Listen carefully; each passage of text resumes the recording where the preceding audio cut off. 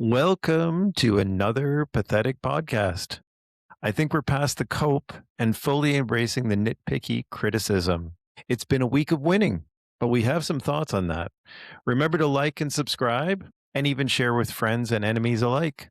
It helps us out. It's Sunday, April 5th, and I'm your host, Mike, and this is my brother, Pat. What say you, mister? Well, It's Brian Gnome, Christy Gnome's better half. yes, I am. I am just ebullient about the Habs. Well, I see. But on another subject, I heard, Brian, that there's some breaking news. Oh, right. Did you lose your? My tack. That's a shame. Well, finding it. Don't step on it. Here we go. So now that that cheap ploy is out of the way, yes, we actually do have breaking news. Aside from he is risen, it's also that Saint Patrick Roy, who at one time certain members of the Montreal media And were fans. pimping and And shilling for fans. to become the GM of the Habs before Gorton and Hughes were hired. Well, he's now been let go with like 6 games left on the schedule. The Islanders, who are clinging to that to the third place in the Metropolitan Division, but are only 1 point out of being out of the wild card, they decided that the time was now, and they gave him the boot. And now Peter DeBoer will be the coach. And we'll see if they end up in the playoffs or not. But they've lost 7 of their last 10. And hey, Did that losing streak start with the 7-3 loss to the Habs? If it didn't start, it was very Close. near the beginning because we are Yeah. now, we're 2 going weeks. for 9 in a row. And Yes. that game against the Islanders was the first Yeah. of 2 the weeks streak. ago. So Yeah. yes, so they've had a bad 2 weeks, and they decided they were going to cut bait with Saint Patrick. So he gone, and Yes. he's no longer anybody's problem. So anyway, the Habs. Let's Yes. So take Montreal the lead. continued their road trip with a win, but it wasn't without some speed bumps and worrying signs, in my opinion. 5 games on the road and 5 wins. Who would have had that on their bingo card? Let's start with Tampa, though, because that was quite a game. Yes, I mean, as you know, our last we did cover up to last Sunday. So let's move on. This week, they what I thought or where I thought the streak would end would be Tampa, and actually, I think it was probably the best game they played of the 3 that they've played since our last episode. Well, They definitely. That's actually they not that see well, hard. it was certainly was the best opponent, but that opponent brought out the best in them because they really were in control of this game from start to finish. It was a thing of beauty, really. They didn't get caved Flustered. in on the shots and barely hanging on. Like they played a solid defensive game. They And scored, there was a lot of rough stuff. and there was lots of rough stuff, and they absorbed it. They dished it out. You know, it was a perfect road game, and it just showed that perhaps there's in the process of a changing of the guard in the Atlantic Division. So yeah, nothing bad to say about that game. It was a I mean, Rembrandt hanging in the Louvre. it was one of the best games I've possibly the best game this season. I mean, there was one other that I remember it was very good, but I mean, this is further along in the season. It's more important. More was on the line. Yeah, Yeah, there was just more. Yeah, so let's see. Most complete effort, definitely fun to watch. I love the extracurricular activities. They didn't back away. So then the Habs are off to the Big Apple, to the lowly home of the Rangers, yeah, MSG. yeah. And you know, it was more of a dogfight. Couldn't have been. But you know, the trap game is always out there lurking. And after that big win in Tampa, and they got the night off. They got to go out in Tampa. They didn't leave right after the game. They stayed in Tampa overnight. Went to the titty bars. Well, Brian would Yeah. have know better than I. But, Yes. yeah, they rolled into Madison Square Garden, and everyone, well, I was, worried that it was the trap was being set. And, it wasn't an easy win, but But here's the thing. I understand what you're saying, but they went up to a 2-0 lead. And this is this is the issue I yeah, have. It's that you have yeah. a 2-0 lead, and it's like, come on, like, Well, you know, yeah, whom the gods would destroy, they first give a two-goal lead. Worst lead in hockey, there's league and hockey. Yes, I know. and they managed to fritter that away. And what happens with the Habs a lot of times is they get ahead, and then they start getting cute, and they start getting away from what made them successful, and they start trying to entertain people and entertain themselves, I guess. And it gets all artsy with no fartsy, and breakdowns happen. And even a team as thoroughly mediocre as the Rangers, they can take advantage, and they did. But fortunately, the best team won out, and they managed to get Well, it was that timely Caulfield. They got goal by Mr. Caulfield. Caulfield. He And got another game winner, which I think is his yeah, 10th. But yeah, here's the thing, though. It's like, yes, they do get too cutesy, but I think they're cutesy right from the get-go. And my evidence for that is that they have so few shots on goal versus other teams in the league. And the reason for that is, at least partially, they're always looking for the perfect shot. yes, And that's, again, I find that frustrating because, yeah, who was they were talking on the game last night about somebody on the Devils, and I should have written this down, who has done very well this year, and they were just talking about how he shoots it from everywhere, and I thought to myself, boy, wouldn't that be nice sometimes. It's like, it's shooting percentage is great, but if you yeah. don't take the shot, and You that's an can always have a ongoing high issue. shooting percentage if you don't shoot very much, Exactly, and and that's the Montreal few has one of times the you do, you're highest very yeah. or Um, one of the highest shooting percentages. I think one it's of the the highest, highest, I'm actually. sure. Yeah, At might least be. it varies, it goes back and forth, but we've been number 1 at some Yeah. point. So, Well, anyhow, it enough with and it got as we got into last night's game in Jersey, they started to really get back into their, because this win streak, we talked about it in a previous episode about winning the right way, yes, and they were too goalie centric, too dependent on goalies or goaltending to see them through. But then then there was a point during this time when they really got it together defensively, really locked it down. That's why they were able to win the 2-1 games as well as the blowout games. yes. And it Who was the wasn't 2 to 1 all against? It was, Columbus, I believe. Columbus, Yeah. yes, But it and wasn't Columbus is just, big. it wasn't about, like it wasn't about goaltending. I mean, goaltending was great, but it was about the system in general, and the way that they defended in their own end was superb. And they were limiting shots. It was a marriage of the two: better goaltending and better defensive play. But in the last couple of games with these breakdowns in the third period, you see that they start running around. And when they have the puck, they're looking, like you said, for the perfect, they're trying to curate goals, Yes. like someone would stage a house they're trying to sell. Last night, perfect example. Slavkovsky has the puck on his stick in the high In the slot slot, yeah. with a shooting lane, but instead he passes to Demidov, who is way over on the side at a near impossible angle. Yes, I know he has scored from there, and certainly Caulfield can score from there, but that's a low percentage when you're right in the high slot. And it's not like Slavkovsky is a guy who doesn't know how to score or doesn't know how to shoot.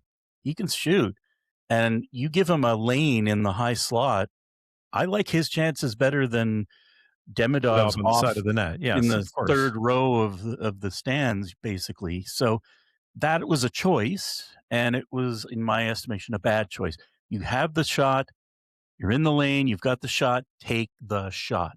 Take You the know, and shot and and hope for a rebound if it doesn't well, go in. and that's That's the other thing. they Take the shot, but don't take a shot in the goalie's chest protector or right into his glove. Try to shoot low and hard, unless you're going to, you want to pick a corner, I guess, fine. But ordinarily, if you think that there's a low percentage of you getting it past him, shoot low so that he has to make a kick save and create a rebound. But, don't pass it off to someone who's basically in the Zamboni entrance trying to score. It's low percentage hockey, and what happened was it did not generate a shot on goal, and That's without a right. shot on goal, you can't get a goal. So So that's speaking of low percentage, Suzuki in the face-off circle. 29% last night, which Jeez. that's a pathetic failure. Yes. you know, It's not um, going to be our weekly pathetic failure, but it no, definitely not is this time, but problematic because it is it does problematic. it does tie into our theme this week. You'll see everybody. But I have a few things to say about that, but I'm gonna hold my tongue until we get to that segment. I think we've said enough about the games because, quite honestly, every podcast does a recap of the games, and I watched the Yeah. 6 podcasts Oh, I like know. a little I bit. don't need to know who the lines were. Like, if you watched the game, you watched the game. I do You know. saw. So it's One not thing I will necessary say about to. last night's game, though, and it wasn't a one-off. I saw several times where Struble and Jacka were on at the same time. Yes.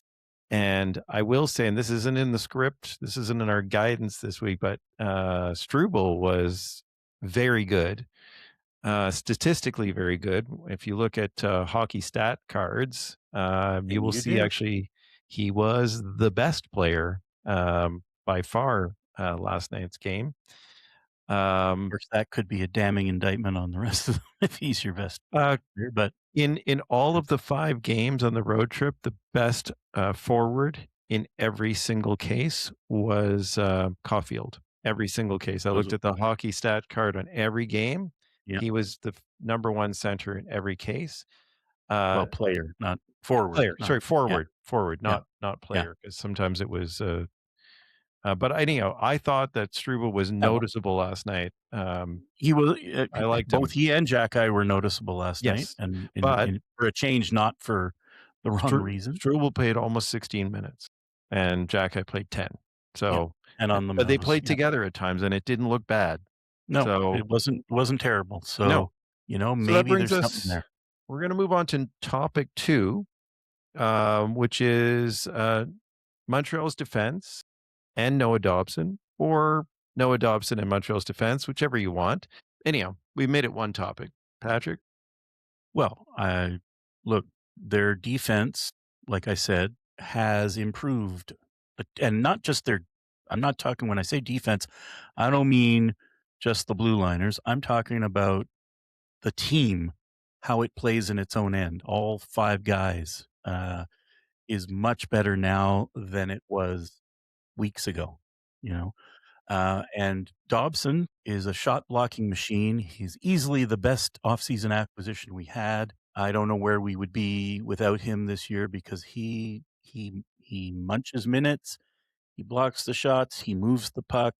Um, I mean, I know people like Emil Heineman, but Emil Heineman is a middle six winger, and the world is lousy with middle six wingers.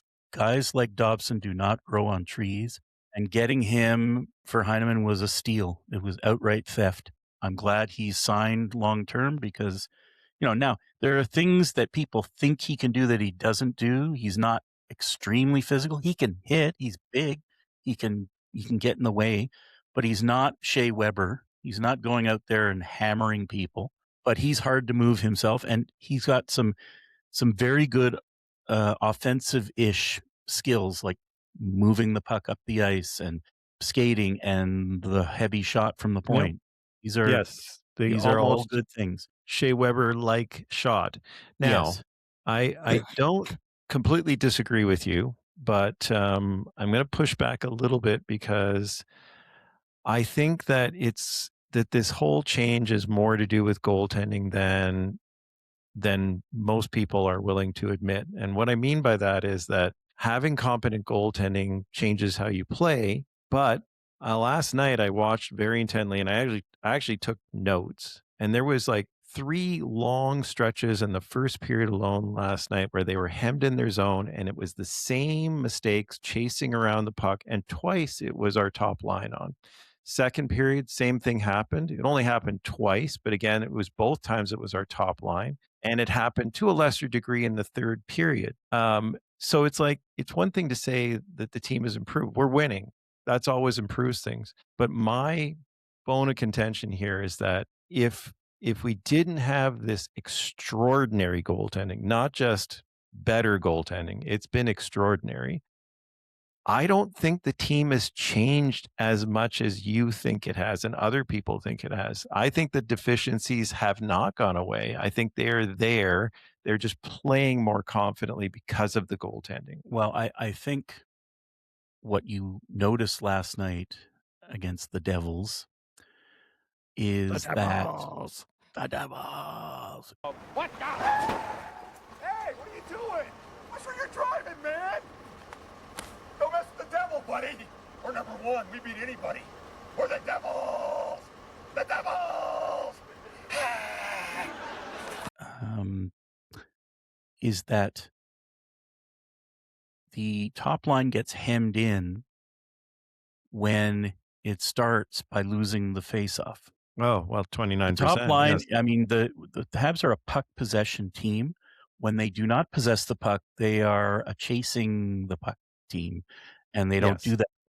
So, when Suzuki is 29% on the dot, he's losing a lot of faceoffs that, he's he's losing 7 out of every 10 faceoffs, and that means the Habs are starting without the puck. So, yeah, they get hemmed in because they're not controlling the puck enough off the faceoff. Last night they lost every important draw that there was to lose. Even on the power play, they have an offensive zone. Suzuki loses the faceoff; it's 200 feet the other way, And then they have to do the slingshot. power play, and then we wonder why the power play starts to falter, and we'll be talking about that in a bit too. Exactly. Well, actually, that we may as well just segue into that. So it's time for the pathetic failure of the week, and that pathetic failure this week is The Montreal Canadiens power play of the last little while. So I pulled a stat in the last 7 games, and the win streak is 8 games. Last 7 games, the power play is 3 for 21. That's 14%. Yeah. And as Pat said, it is pathetic. And as Pat said, it starts with almost every single power play losing the draw. So they lose 20 to 30 seconds going back to the other end. And then doing the stupid slingshot thing, yeah. But everybody does it. So that's another topic. I don't know. I'm sure there's research behind it because every single team does it. There was research behind it. And when it was new and it was unseen before, it was surprising, and it had that effect. But like everything else, once you see it a couple times, it becomes predictable, and good coaches can figure out ways to break that down. And then it's not that's definitely happened at all, which is basically where it is now. So this goes back to what you said earlier in the pod, which was too much artsy, not enough fartsy. Again, there was on the 4-minute power play last night, Montreal had no shots on goal, and the Devils had 2 2-on-1s. Well, 2 2-on-1s, but they also had another shot. One. Yeah, they had 3 shots on goal. Yeah, the better scoring chances were by the team that was shorthanded for 4 minutes. And by the way, one of those was Bolduc on the power play unit 2. Well, we could have a segment today on Bolduc. We're not going to have it today. No, save that. I wasn't impressed with him last night. Let's just say, second to all the loose pucks, he was. I think even Caulfield chewed him out at one point. He did. I was just about to say, after the goal, the shorthanded goal, Caulfield went over and chewed him out. Yeah, because he was. You see in the replay, he's stopped skating, half-assing it back. Yeah, he stopped skating. It's ridiculous. Yeah. And I was watching. He's watching the Sick podcast, and McGuire said if you look at his stick position, it was up around his head. Like, what was he doing with his stick? Yeah. The hell! I'll tell you, if the minute that Texier is healthy, boot Bolduc out, put him in the press box next to Monty, and do you think they're going to do that though? I don't think they will. Well, I don't I know. I hope mean, they will, but they might. The way he's like, you have to earn it. I'm sorry, you got to earn it, and he's not earning it. really, yeah. How about Gallagher? Gallagher is Because a we're whole. talking about the power Yeah, I play, know, and I know. my biggest Well, bone of contention is I there's no don't think double that. shifting. They No, I don't don't double think that shift any Gallagher player. should be on the power play.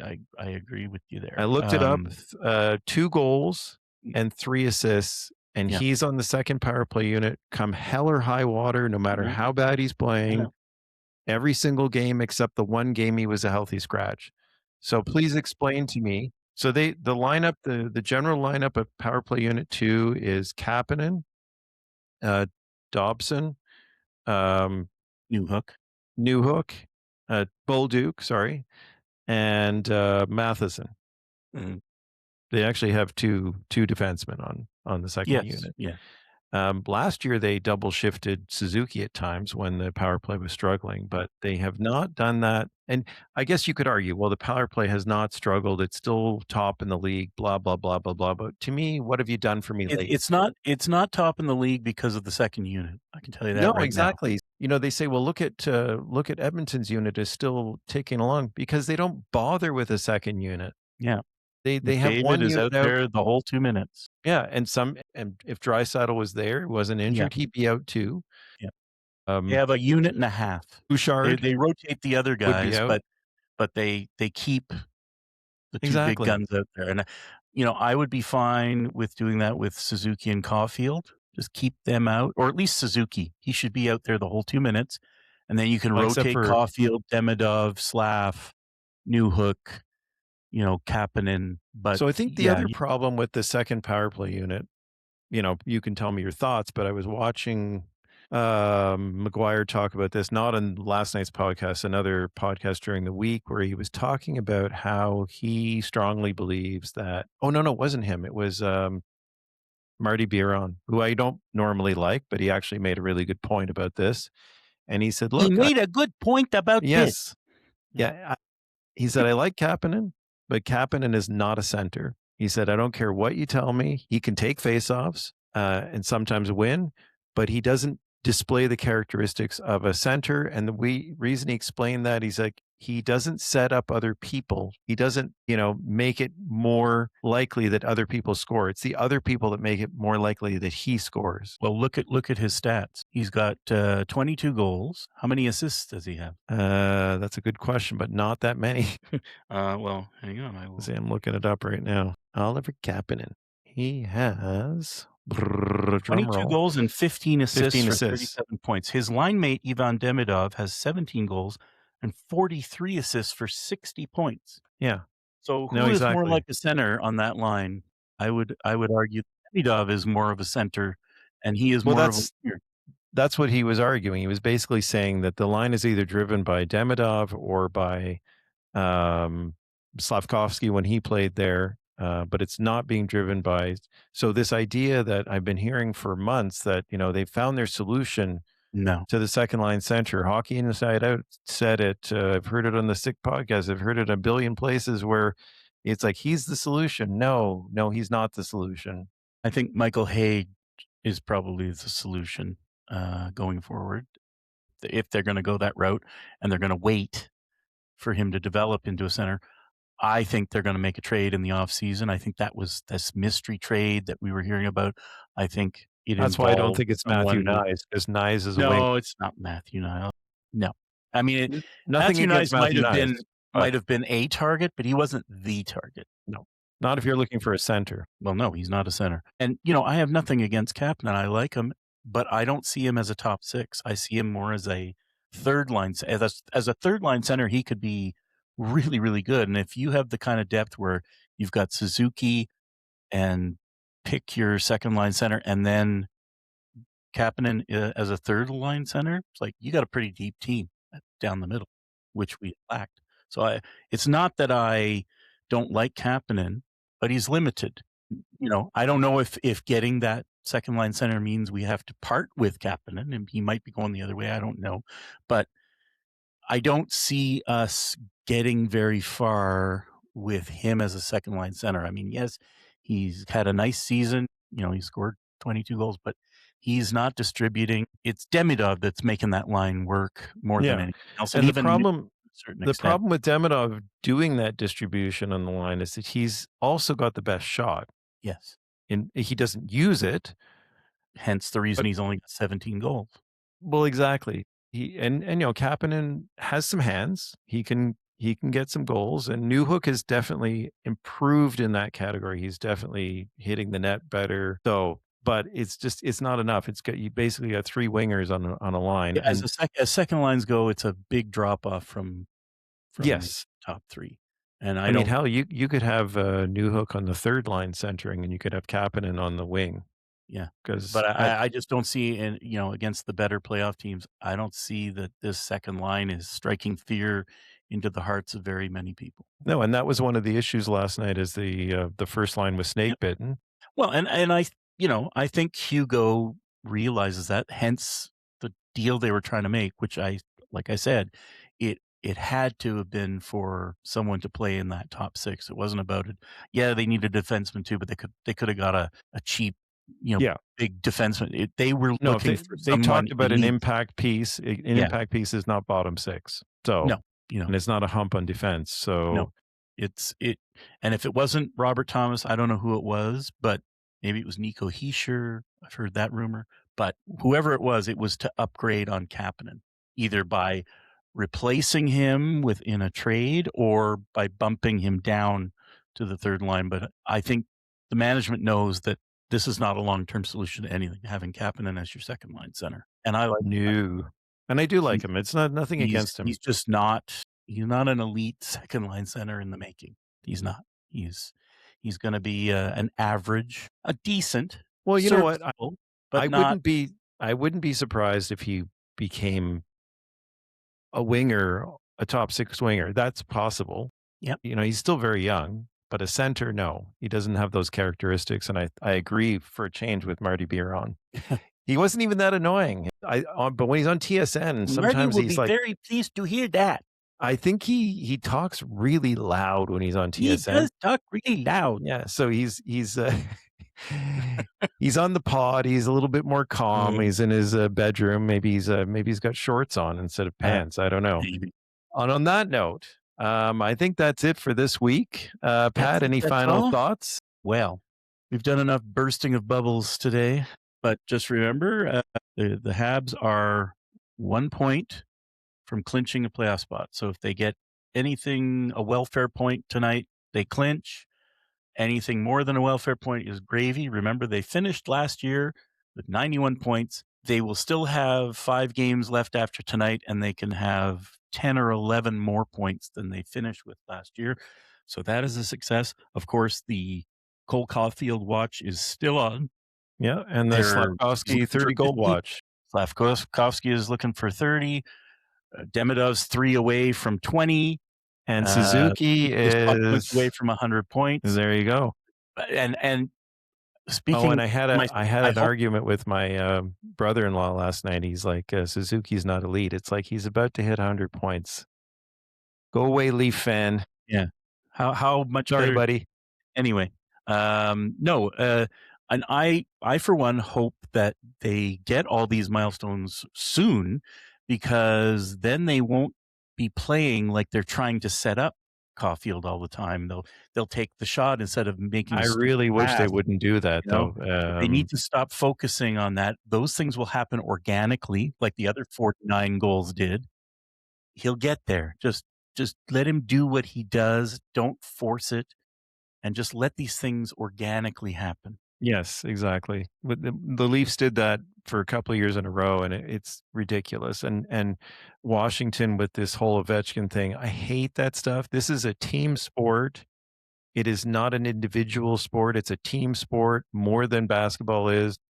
And you don't win without a team. Ovechkin's on a team. He's on Team Putin. Well, he's on Team Putin. He's on Team Ovechkin because it's more about his point totals than he may as well play in the Quebec Junior League where they play as well. Yeah, but I mean, look where the Capitals are. They're going nowhere. So exactly, he got his one cup, and now he can just coast and pad his stats and I can continue not caring. So And on that anyway, note, like and subscribe. yes, absolutely. And share. And share. And, have a happy Easter if you can, or a happy Eid, or a happy Passover, or a happy Kwanzaa. I don't know. Whatever. Wrong, All we celebrate. wrong time. But today will be happy Habs clinch a playoff spot day. That would be excellent. Yes. They don't make Hallmark cards for it, but it's Weekend. the most significant thing that will happen today. So Exactly. we will catch you in a week. In a week. All right. Bye.